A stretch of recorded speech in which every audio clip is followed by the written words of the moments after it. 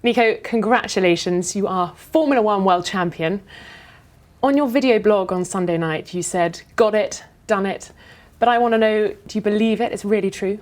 I have moments all day long where I'm like, I have to shake myself and just think about it again, because it's just so cool. It's really, really cool. It's my childhood dream, and I've been working towards that since 25 years now. Well, not really, but yeah, more or less. 25 years.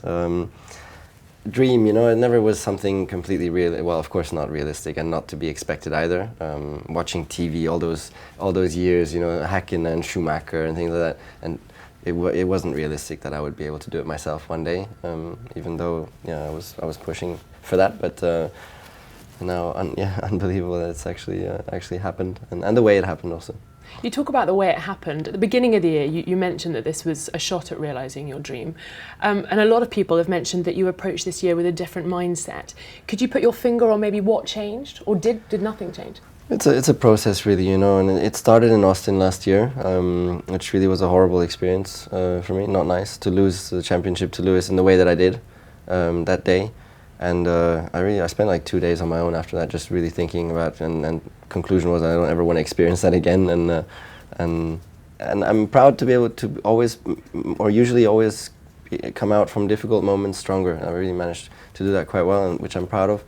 And so after that race, I won 7 races on the trot, and that was really the kickstart of this championship for sure. Already at the end of last year.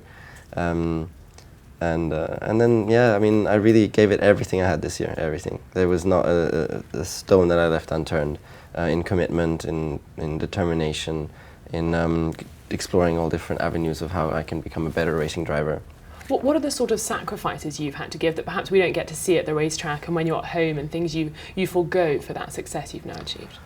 Well, it's family time in the end, isn't it? So just away a lot, and even at home then, the different sorts of training that I do to prepare, which not everything is public knowledge, because I like to keep some secrets of success. But I do a lot of different alternative stuff to try and be at my best, and it's really worked. It's really paid off. This year, for example, I did a lot of go-karting, which I'd never done in the past, because we don't drive much, and I think practicing that skill has really helped me as well. That's interesting. And that's just, again, time away from home. But it became very clear, I think, even though you spent a lot of time away from home, you are incredibly close to Vivian and Alaya. And I think your post on Sunday night saying Mr. and Mrs. World Champion, I kind of summed that up. What has she and your darling daughter shown you about life and racing, and maybe changed your outlook? They have a big part. That's definitely the case, because I'm subjectively the luckiest man on earth. Because wonderful wife and lovely daughter, and it just feels so right. And we're family, and so many enjoyable moments together.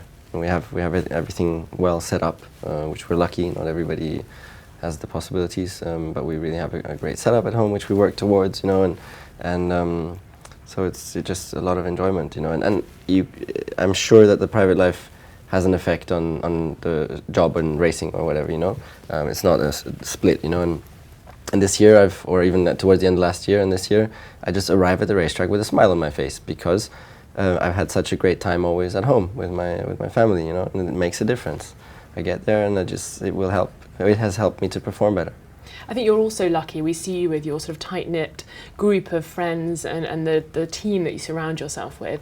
How important has that been to share that journey with them?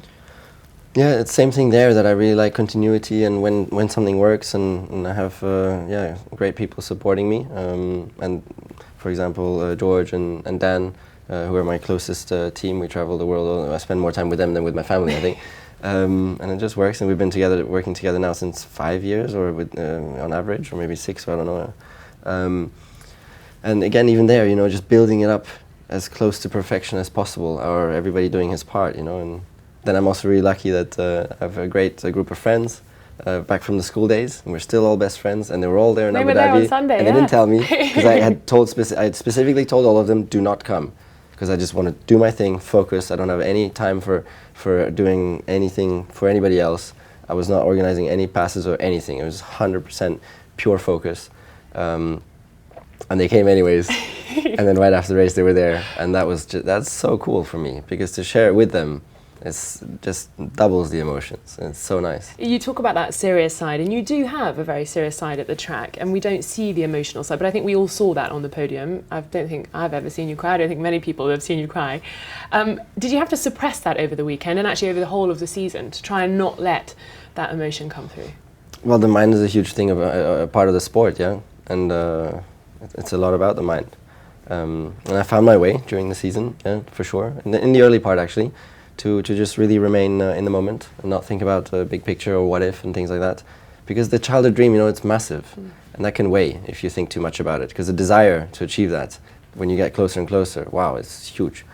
So better to keep away from that, and that worked very well for me. Of course, I mean the changing moment was Suzuka for me, where all of a sudden I had the 33-point lead, and that meant that it's in my hands and it's mine to lose, because it was enough to do second, and third or whatever. And that's when really the pressure started for me, because it became real. The chance to win the championship and to beat Lewis was real. And you kept being asked about it, I guess, every single weekend. I mean, the media also, and they have a power, yeah, because as much as I would, try and stay away, I have to answer the questions and I have to listen to the questions, and it just, it's constant. A woodpecker. Yeah, exactly. Best example. The media are woodpeckers. Yeah. And there you go, that's my headline. Woodpeckers that you have to allow on your head. Yeah, exactly. So it's a challenge. Of course, I've learned to get through that as well, but it's challenging. And so the pressure was building up quite a lot, and then really Abu Dhabi was intense. I mean, how did you deal with that? I mean, that race, almost the entire race, you were driving knowing you were effectively world champion, and obviously that won't be official till the FIA Awards, but you kind of were driving with that on your shoulders. How did you even manage to complete a lap, let alone 55 of them? Yeah, it was the most intense experience I've ever had in a race car. Even like qualifying, to do the laps in qualifying, not easy, really not easy. And for sure it has an impact on the performance. It's not possible that you do the same performance as if you're in Lewis's position, who has nothing to lose. And it became clear as well. That's why he got all the pole positions, and I was second in the last couple of races, because it's just he's free, has no weight, nothing to lose, and he was. I think it was the best Lewis I've ever seen in those last few races as well, because he was not only completely free, but also the most determined and motivated ever, working as hard as ever. So massively difficult to beat him in those circumstances. And the pressure was on in those last few laps. I can imagine you being pushed from one end and pushed from the other. That was tough. Jeez, because at times it was really touch and go about the whole championship, So it's the whole season, the whole effort, everything going together in this few laps out there, yeah? In this moment out there in the car. And with my dear friend Verstappen again in front of me, where I thought starting sixth, he's going to be around for a while. I was not going to see him on that day. I was pretty sure, and there he was again. Yeah. As in all the previous races, where in the last four I was always battling him somehow on the track. And so there he was again, and then the team says to me, critical for the championship to pass him. Like, Jesus, that's big. So there I am. Okay, here we go. Big push, all out attack. Went for it, and it was hairy stuff, very close. And then I thought, okay, this is it. This should be fine now. And then Lewis gets slower. And, I mean, he was already bunching us up right at the beginning of the race. He was already slowing me down there, which is why I dropped behind Verstappen in the first place. So even there already. But then in the end, he just kept getting slower and slower and slower, and he did it perfectly. There was no way for me to get past him.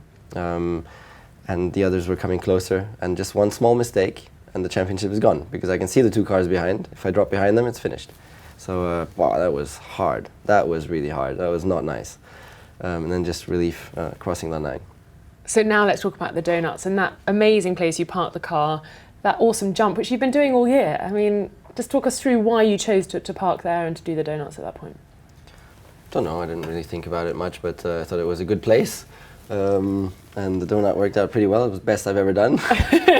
Good timing. A perfect circle. And it's just part of the celebrations, and it's cool. And what does Nico Rosberg know about Nico Rosberg now, after a year like that? Do you know more about yourself, do you feel? well, that I'm able to drive quite well even under amazing pressure. That was something good that I learned about myself, because never had that sort of pressure before. So that's cool. Well, you are a Formula One world champion, like your dad. I think it's going to be maybe an emotional Christmas, and I saw that hug, unbelievable scenes. That's the best hug ever, maybe? With who? Your dad. Oh yeah, for sure, yeah. My dad, my mum. My mum was out of control, crying.